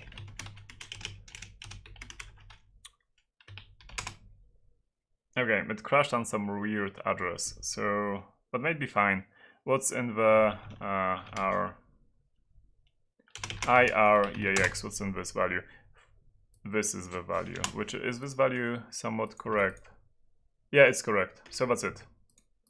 Yeah, done. Now you might be okay. So there are a couple of questions, which is good. How did I know that it's 32 bits? Because of this. This is a 32-bit register. A 64-bit register would be RSP, and a 16-bit register would be just SP without anything. If it has E at the beginning, that's a 32-bit register. And the stack register on 64 bits will always be used in the full form. Because otherwise, if you suddenly use just the 32-bit part of it, it gets truncated. And it, like, everything explodes. Well, that's not true, but yes, everything explodes. So, yeah, this basically is a dead giveaway that is 32-bit code. Now, another question is about, like, what is this weird thing? This is fine. This is because it jumps into the result of this expression where this asp here, there's a label asp here, asp1, right? It marks a place in memory or in code, or both in this case, someplace. Like a label is basically just an address. So to that address we add something, because like an address is the number, so we can is a number, so we can add anything, any other number to it, and that's fine. And therefore these addresses just work. And I did not have to change anything here. If I would add any, oh, by the way, but I did add these two, so it probably crashes because of this, right? Because I added this. I should have added plus 8, no, not 8, plus 10. Because this instruction should be 5 bytes, this instruction should be 5 bytes as well. So I should add plus 10 here, and it probably crashed because of that. So, yeah, whatever. Let's fix it and let's see if it doesn't crash. So I'm going to add 10. How do I know it's 10? Because I think I remember. If I don't remember, we can always go to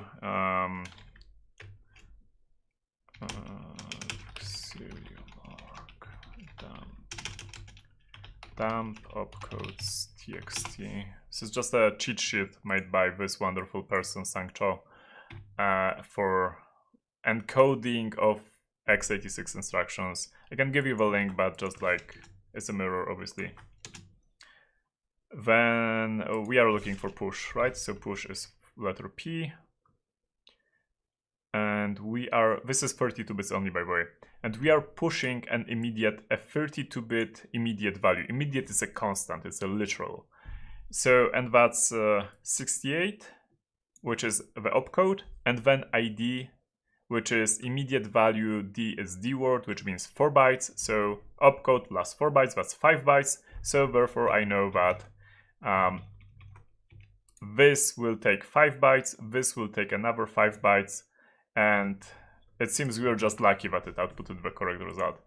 I'm going to recompile it, run it again. Yeah, if you press F7, you get this nice menu. It's a feature of the actual console. It's not a feature of CMD. So even on GDB we can. Oh, I cannot because I have probably no. Yeah, I don't have any commands yet. Okay, and so now let's run it again. Run test. Yeah, and it crashed on the correct address, but it doesn't change anything since we got the same result in EAX. How do I know to look in EAX? Because that's the calling convention. The calling convention says that on 32 bits on Windows, the return address is usually in EAX. It's not always in EAX. It's sometimes partly in EAX, sometimes it's in a different register. How to know what is the calling convention? First, Wikipedia. If you look for Wikipedia calling convention, then it will be described for each system, each architecture, and sometimes like there are multiple calling conventions on one system. So just skim through it. I'm going to give you links, folks. Then another, which is even more important, there's this great person called Agner Fogg. and he has written a calling convention guide as well. This, look for Agner-Fogg calling convention. This doc is absolutely amazing. You do not have to read through it, but I think on page 10 there is a really nice table. And this is something I really commonly use. So yeah, take a look. And there's like, so we are on 32-bit, Windows, Linux, doesn't matter. The register for return, EAX is first. That's why I knew how to to look in the EAX register. I'm going to give you this link as well. I fully recommend any and each publication by this person. Like Agner-Fogg is amazing, absolutely amazing, and he publishes amazing stuff, so take a look. Okay, another question would be, what is this ASM loader? Just look on my GitHub. It's basically loads a piece of machine code in memory and jumps there, and that's all it does. Yeah.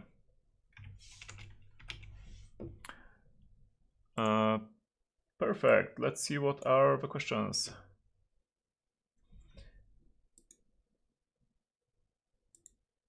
Oh yeah, somebody spotted that I should. Mikmar spotted that I should have added +10 there. Yeah. Daniel says, wouldn't it be easier to compile it in C file and then call it with the argument? That's also another way to do it. I fully agree. That would be a decent way to do it as well. So yeah, instead of using ASMloader, I could do exactly the same thing which ASMloader does, but in using C. That's why I said that ASMloader is like super simple. It really doesn't do that much. You could replace it by a couple of lines of code. And if you have like static code, like constant code with just one line of code. I think that will be it for today, folks. If you do not have any more questions, we'll wrap it up. We still have 23 unsolved challenges, so that means we solved today -4 challenges because we began with 19, now it's 23. So we, in this, if this pace, we are able to keep this pace, we will solve each and every challenge in an infinite amount of time. So yeah, next week we are going to continue. Hopefully it will be slightly better for us. And yeah, as you can see, it takes longer and longer to solve this challenge. There's a lot of binary exploitation, then there's mini RSA, general skills, forensics, cryptography. Cool. There are quite a lot of cool challenges, and it's not only binary exploitation, so it's fine. So that's it. I would like to thank Foxtrot Charlie for being my moderator today. Thank you everyone for coming as well. And see you next week. And I'm going to leave you with some music. So thank you. See you next time.